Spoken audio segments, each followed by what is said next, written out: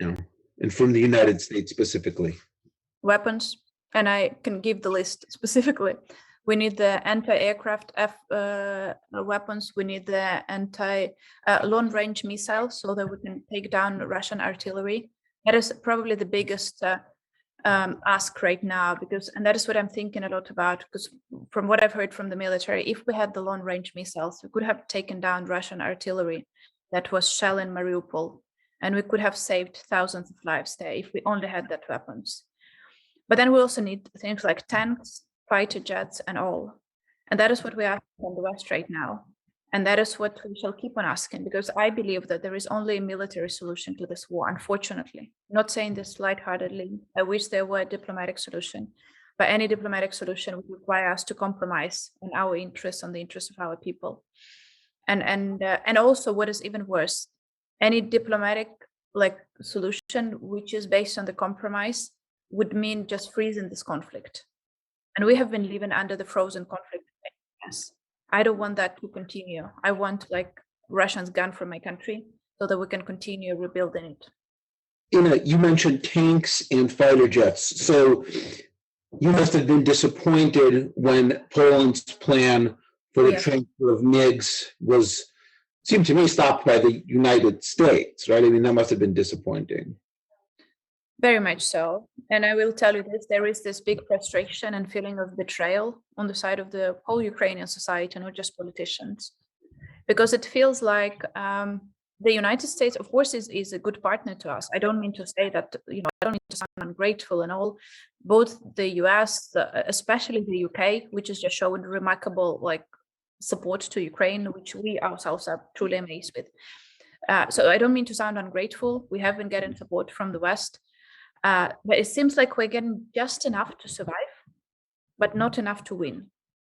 And that is something that we want to explain to the world, is that if you want to stop listening to those news of yet more children killed by the Russians, you need to end this sooner rather than later.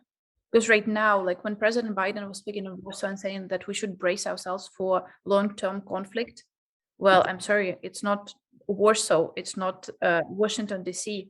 that is bracing itself, it's us. And we don't want the long-term conflict. We want them out as soon as possible. But for that, we truly need the lethal weapon. And right now, Prime Minister Johnson is talking about that. We have great hope that maybe we shall finally get those. And again, I keep on thinking, if we got those jets 3 weeks ago, how many lives would have been saved? Help me understand this. And I grew up in St. Petersburg, Leningrad, so I'm pretty familiar. We used to go to Crimea when I was a child. I understand that a lot of Russians think that there's a lot of proximity with Ukraine. And I know some Russians today think that Ukraine belongs in Russia. But even if you believe that, why would you be killing the people that you believe yourself to be one with? Isn't that almost suicide by that definition? I think that is very much the right question. If you believe that those are your brothers, junior brothers or whatever, why would you be killing them? But that, I think, is just showing that the Russia, I'm sorry, even you grew up in Russia, I don't mean to take it rude, but I will tell you this, I think that they have got the whole society gone crazy. And it just, there is no rationale behind that. Because if you try to ask someone in Russia, and I've been reading some of the threads on the social media, why did they attack Ukraine? And what we're hearing is just making no sense whatsoever. Because they would have attacked us. We never had any any plans to attack Russia. If anything, we were under attack from Russia for 8 years now. We don't even have any lethal weapon that can actually reach Russia. We don't it's just making no sense. And then they say that they want to get rid of the Nazis here again, Jewish president. People from LGBT community fighting in the army, which they claim to be Nazis. This always just making no sense whatsoever. And I think it's just, it's just a very sick society right now. And I don't think that they are making any sense. And I don't think we should try to rationalize what they're thinking. I think we should just try to take down Putin and then deal with this societal disease that Putin has inflicted on the society. Wait a second. You said, and that's a very powerful answer. You said take down Putin. Can you tell me what you mean by that? And Are you referencing what President Biden said on Saturday in Warsaw? No, I think that it doesn't mean that Ukraine has any specific plan to kill Putin, even though I can tell you for sure that every single Ukrainian, dreams about that.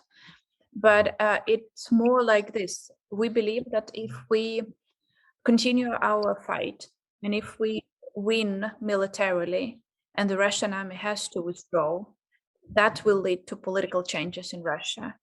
And that is what we are expecting to happen. So that is like, we are not an expansionist country. We are not an imperialistic country. We are not planning to make regime changes in other countries. But I still believe that if we prove to Russia that we can kick them out of our country, the Russians are not controlling other states, it will lead to some changes in Russia as well, and that is what we are hoping for.